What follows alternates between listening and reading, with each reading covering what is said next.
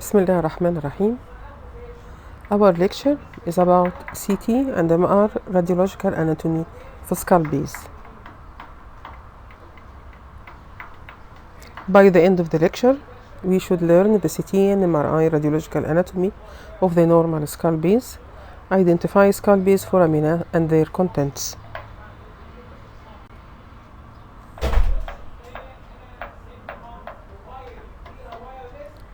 Imaging of a skull base will help in identifying the lesion, diagnosis, extension of the lesion, resectability, treatment planning, and follow-up. All skull base necessitate both CT and MRI in the diagnosis. Normal skull base extend anteriorly from the root of the nose, posteriorly to the superior knuckle line here. As we can see here, this is the superior knuckle line. The skull base is divided into three components: extracranial, the osseous part, and the intracranial part.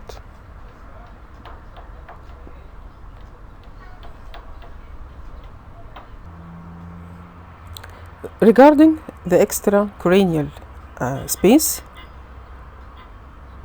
it is divided into many parts, as we can see: the masticator space, the parotid space, pharyngeal, parapharyngeal space, pharyngeal mucosal space, carotid space, perivertebral space, retropharyngeal, and danger space. Again, in another section: masticator space, parotid space, parapharyngeal space, carotid, pharyngeal mucosal, retropharyngeal, danger space, and perivertebral spaces.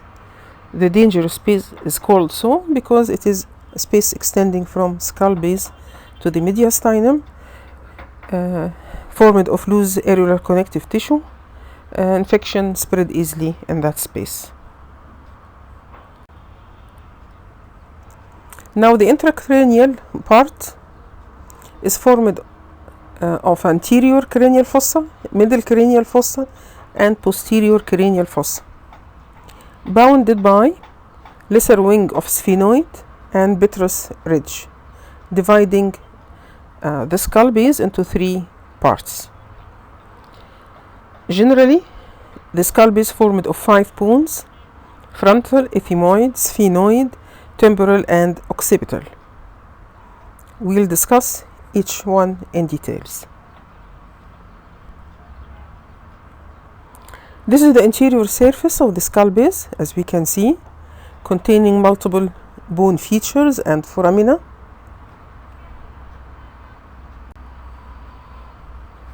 Regarding the anterior cranial fossa,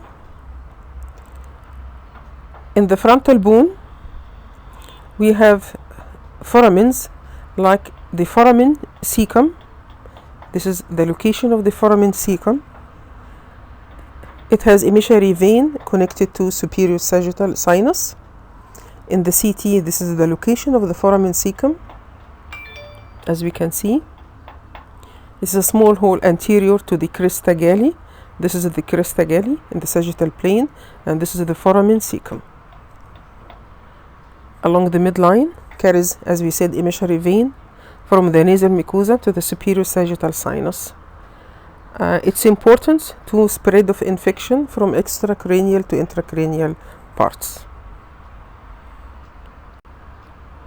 The other bone in the anterior cranial fossa is the ethmoid bone. It has multiple bony features. We'll name them in details now, and 2 foramina, anterior and posterior ethmoid, as we can see, also having ethmoidal vessels. Now, regarding these features, we have in the midline the crista galli, just lateral to it the cribriform plate. Then we have here the fovea ethmoidalis, And of course, this is the orbital braid of the frontal sinus. Again, this is the crista galli, the cribriform plate. This ascending bone is called the lateral lamella, and this one, as this one, this is the fovea ethmoidalis. Crista galli, cribriform plate, lateral lamella, and fovea ethmoidalis. In MR, we can appreciate the olfactory bulb inside the cribriform plate.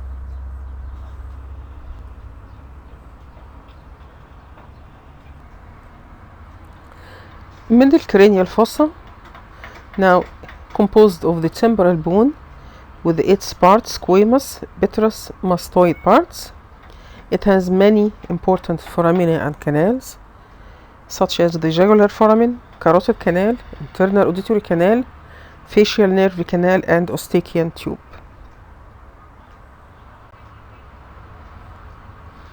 The jugular foramen,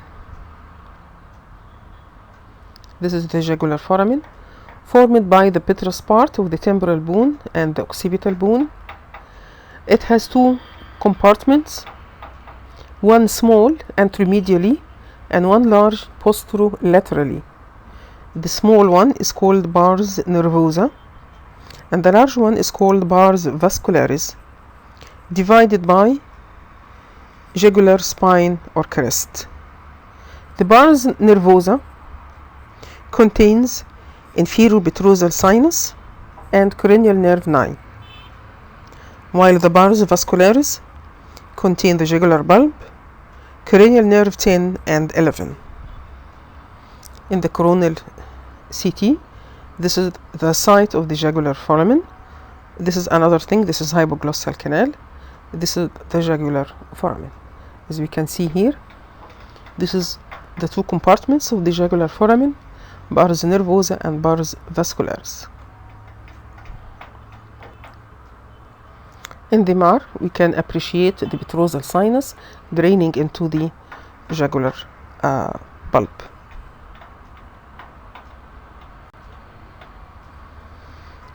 The carotid canal, the second foramen, of course it is a passage within the petrous temporal bone, transmits the internal carotid artery and sympathetic plexus. It has inferior opening called the carotid foramen. This is the rounded carotid foramen, anterior to the jugular fossa, as we can appreciate here. The carotid canal is initially directed superiorly, then turns anteromedially to reach up the petrous apex. It runs approximately 2 centimeters within the petrous bone and open into the middle cranial fossa superior to the foramen lacerum. Now, first we have vertical portion. This is the carotid foramen, as we can see, corresponding to this one. Then we have the horizontal carotid canal, as we can appreciate here. So in the basal cuts, we will have this foramen corresponding to the vertical portion of the carotid artery, then the horizontal carotid canal like this, coursing medially into the middle cranial fossa. Internal auditory canal,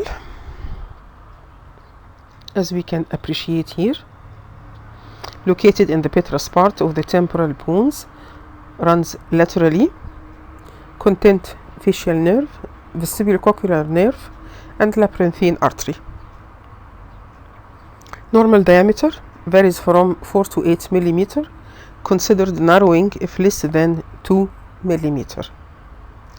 Regarding the arrangement of structures within it, this is a nice diagram. This is the anterior part, posterior, superior, and inferior. We have here the 7th cranial nerve, here the cochlear branch of the 8th, here the superior division of the vestibular nerve, and the inferior division of the vestibular nerve. So this is 7 up, corresponding to 7th nerve. Coca-Cola corresponding to the cochlear branch of the vestibulocochlear nerve. And the MR, of course, we can appreciate here 7 and 8 cranial nerves.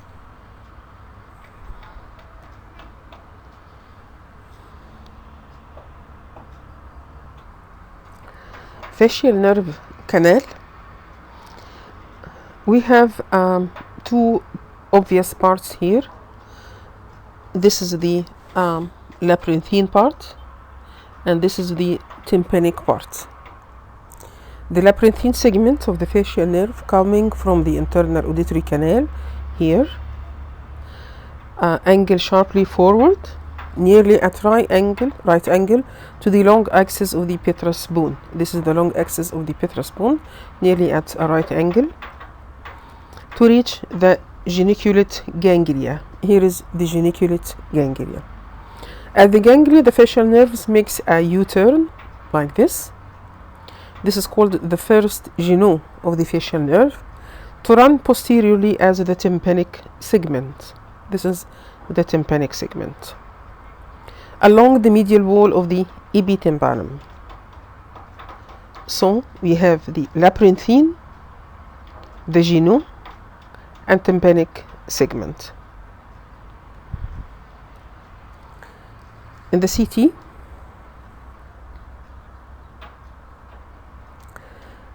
in the basal cut, we have here the tympanic segment. This is the tympanic segment of the facial nerve. In this image, at the level of the internal auditory canal, we have the internal auditory canal.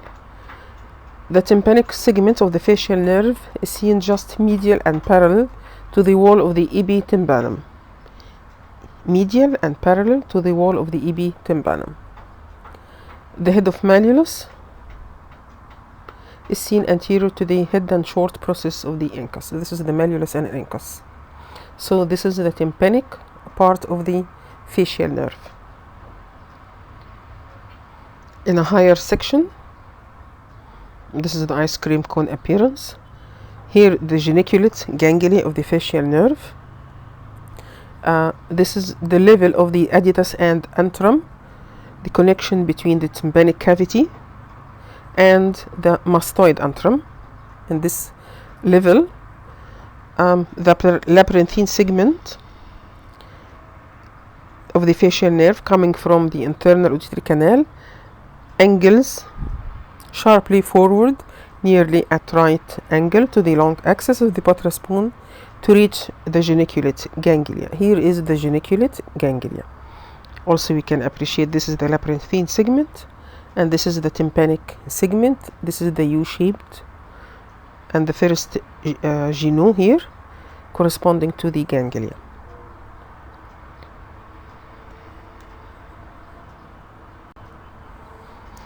Eustachian tube, as we all know, this canal connects the nasopharynx to the middle ear cavity, as we can appreciate in high resolution CT here, from the nasopharynx to the middle ear.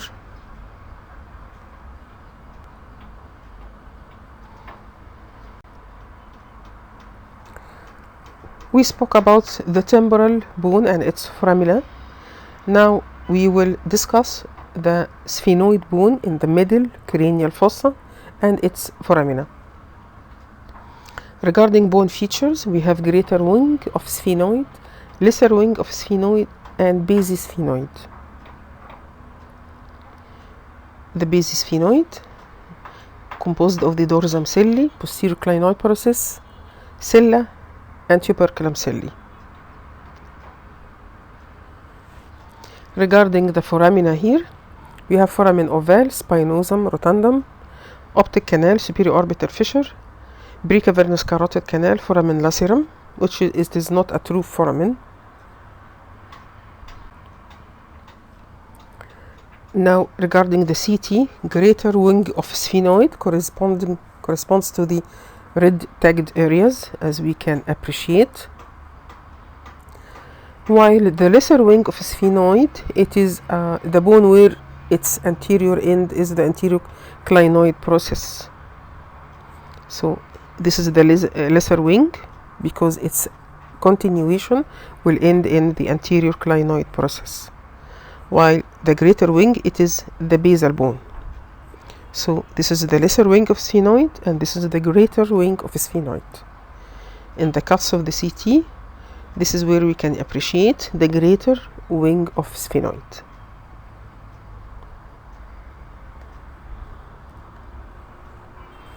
Largest foramen here, it is the foramen ovale. This is the foramen ovale. We'll appreciate here in the central part of the middle cranial fossa, located at the posterior base of the greater wing of sphenoid, as we said before. Content mandibular branch from the trigeminal nerve, V3, accessory meningeal artery and emissary vein. So this is the foramen ovale.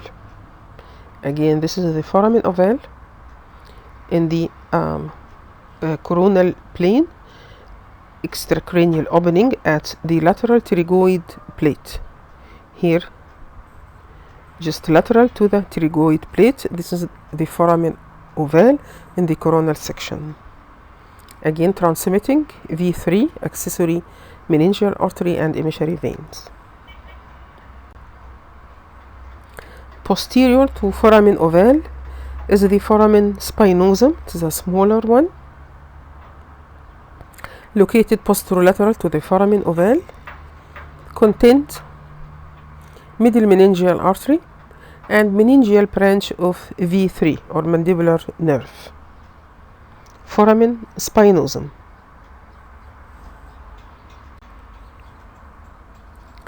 Foramen rotundum. Foramen rotundum.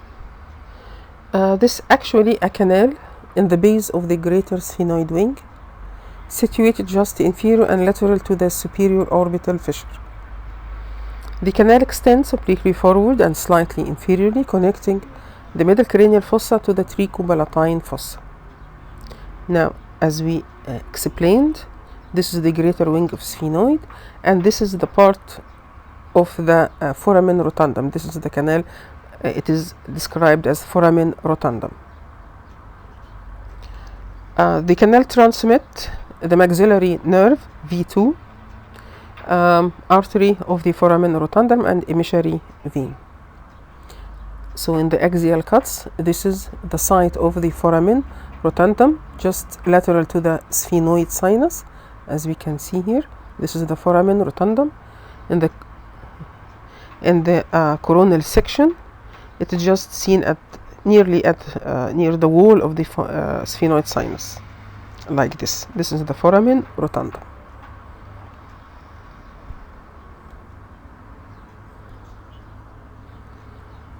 Vidian canal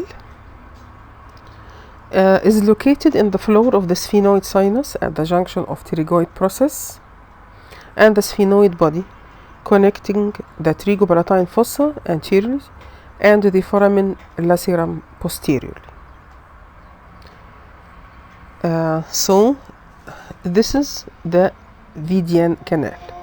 It is nicely seen, thin canal, and has sclerotic margin, as we can see here. Narrow canal with sclerotic margins connecting this area. This is the tricopalatine fossa to the foramen lacerum here.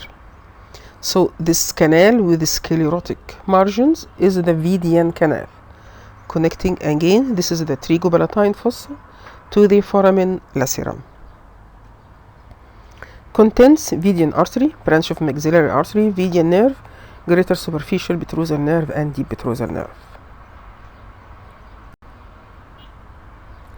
Foramen lacerum, as we said, this is the foramen lacerum,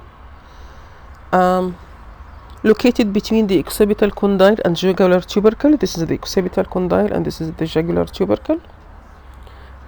Runs anterolaterally. Contain the greater petrosal nerve, or internal carotid arteries overlie it. So this is the foramen lacerum.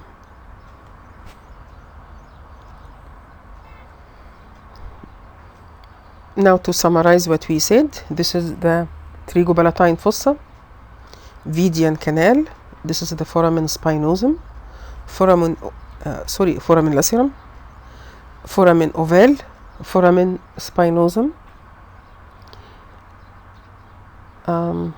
Here the trigopalatine fossa, and we will explain later other parts. And this is the foramen rotundum. See the difference between the foramen rotundum and Vidian canal. The foramen rotundum is wider than the Vidian canal. The canal has sclerotic margins. In the coronal plate, here the region of the optic canal, superior orbital fissure, and we have two here foramina, Vidian canal in the base. Just superior to it is the foramen rotundum. This is the Vidian canal, and this is the foramen rotundum. So first we will, from the base, we will appreciate the Vidian canal, then the cut superior to it will appreciate the foramen rotundum. The optic canal, these are the optic canal, and these are the superior orbital fissure. We can see the difference in the directions. These are the optic canals, and these are the superior orbital fissure. Again, in the coronal plate, this is the optic canal, located in the posterior portion of the orbital roof.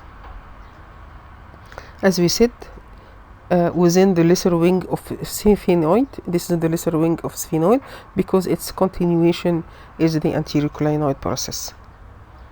Contained optic nerve and its meninges, ophthalmic artery, central retinal vein, sympathetic nerve fibers. In the MRR, transmit, of course, the optic nerve. The superior orbital fissure. Here is the superior orbital fissure. In the coronal plane, this area is the superior orbital fissure. This is the optic canal, and this is the superior orbital fissure. Located between the lesser and greater wings of a sphenoid. Contains cranial nerves 3, 4, 6, and the first branch of 5. Okay, oculomotor, trochlear, abducens, ophthalmic veins, nerves, ophthalmic veins, sympathetic plexus, orbital branch of middle meningeal artery, recurrent branch of lacrimal artery. So it contains 3, 4, 6, and first division of 5th cranial nerves. What about the inferior orbital fissure? Located inferior to the superior orbital fissure, this area is the inferior orbital fissure. Inferior to the superior orbital fissure. Bounded superiorly by the greater wing of sphenoid, inferiorly by maxilla and orbital process of palatine bone, and laterally by the zygomatic bone. Contains maxillary nerve, zygomatic nerve, orbital branch of trigopalatine ganglia, infraorbital vessels, inferior ophthalmic veins. This is the inferior orbital fissure. To summarize the superior and inferior orbital fissure, here is the superior orbital fissure, and inferior to it, this is the inferior orbital fissure. And the optic canal, this is the optic canal.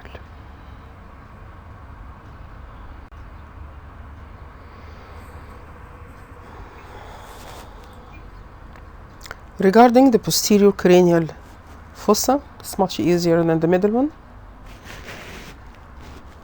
We have here features in the occipital bone, basi-occiput, which contains the clivus and jugular tubercle. This is the basi-occiput. Condyles, occipital condyles, and squamous part. The basi-occiput, condyles, and squamous part.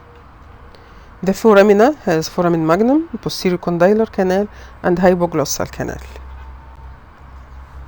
The foramen magnum, the largest foramen in the skull, situated in the occipital bone.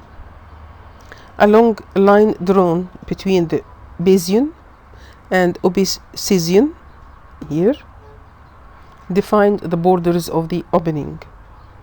Contains spinal cord, medulla oblongata, and meninges, vertebral arteries, spinal arteries, and nerves. Posterior condylar canals, two small holes in the condyles.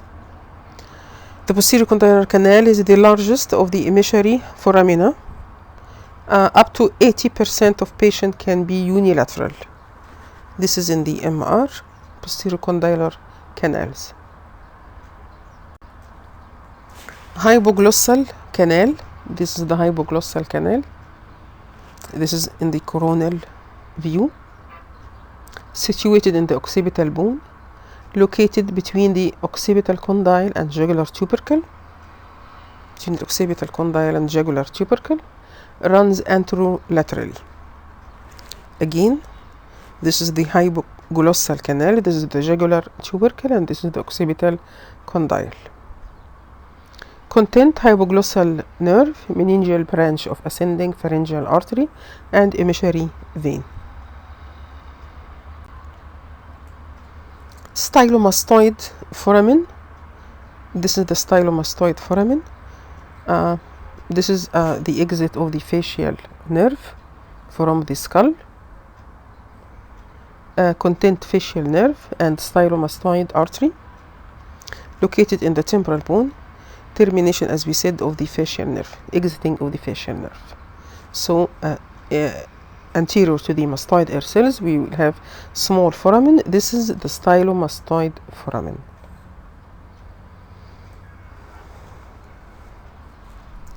Regarding ossification of the skull base bones, nearly start 16 weeks in utero. Condensation of the ossification, as we can see, around 24 weeks. Role of CT and MRI. As we all know, CT scan provides information about bony anatomy, pattern of bone destruction, periosseal reaction, sclerosis, ossification, and calcification. Aggressive infections and malignant lesions show permeative and erosive pattern of bone involvement, while smooth cortical expansion and remodeling with cortical thinning is associated with benign, slow-growing processes. MRI has an edge over CT in tissue characterization in general. Inflammatory lesions have higher water content and have high T2 weighted signal intensity. Benign and low-grade tumors also of minus revenue glands, schwannoma, hemangioma, and meningioma have high T2 signal intensity. Malignant neoplasms are cellular and have intermediate signal intensity on T2 weighted images. MRI is superior in detection extension, perineural spread, intracranial intraorbital extension, and neural compression. Special attention to special areas like the pterygoid region. Now, this is the pterygopalatine fossa, as we can appreciate here. It has a medial end and lateral end. The medial end called the sphenopalatine foramina here, or the sphenopalatine foramen, and the lateral end called the pterygomaxillary fissure. So the central part is the pterygopalatine fossa, the medial end sphenopalatine foramen, lateral end is pterygomaxillary fissure.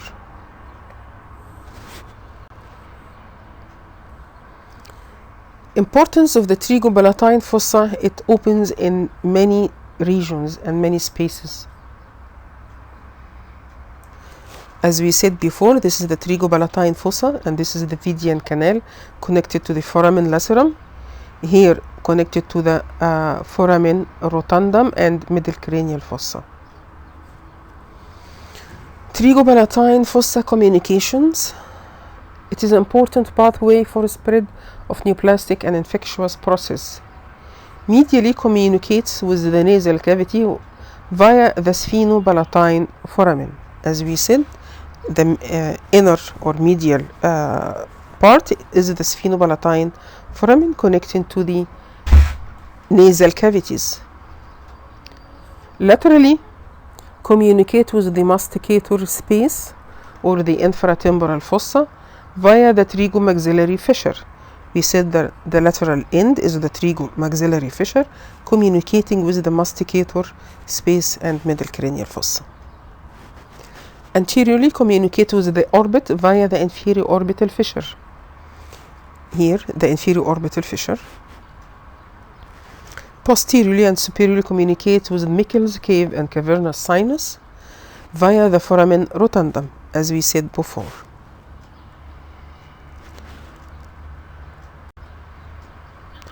Posteriorly and inferiorly communicate with middle cranial fossa via the Vidian canal, which transmit the Vidian nerves. Inferiorly communicate with the palate via the greater and lesser palatine canal. These are the palatine canal. Lesser is hardly seen. This is the greater palatine canal. As we can see, this is connecting to the palate. Skull base has many fissures and sutures. As we encountered before, trigomaxillary fissure, superior and inferior orbital fissure, and petro-occipital fissure. Also has many sutures like the spheno-squamous, occipitomastoid, spheno-zygomatic, and spheno-occipital. Here spheno-squamous, spheno-squamous, this is occipitomastoid, as we can appreciate. Sella turcica, of course, as we all know. The bony landmark here is the dorsum celli. Here the sella turcica. This is the clivus. In the paramidline, we will have the anteroclinoid process. In the midline, we will have the tuberculum celli, as we can see here. Okay, of course, this is an MRI, contain the pituitary gland. Cavernous sinus and Meckel's cave. This is the region of the cavernous sinus. Here. The Meckel's cave, it is located posterior to the cavernous sinus, posterior aspect, containing the Gasserian ganglia, sensory root ganglia of trigeminal nerve. The content of the cavernous sinus containing cranial nerves 3, 4, 6 and the first 2 branches of 5. Also receive superior ophthalmic vein, inferior ophthalmic vein, sphenoparietal vein, sinus, drains via petrosal sinus, basilar plexus and pterygoid plexus. Remember that the cranial nerves located at the lateral wall, except the 6th or obtusens nerve located inside the cavernous sinus. And as we said, the Meckel's cave located posterior to the cavernous sinus at the region of the petrous apex.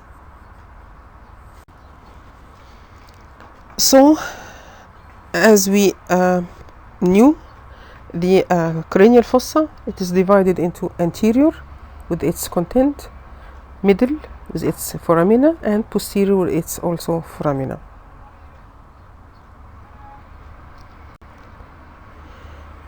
اللهم لك الحمد كما ينبغي لجلال وجهك وعظيم سلطانك. Thank you very much.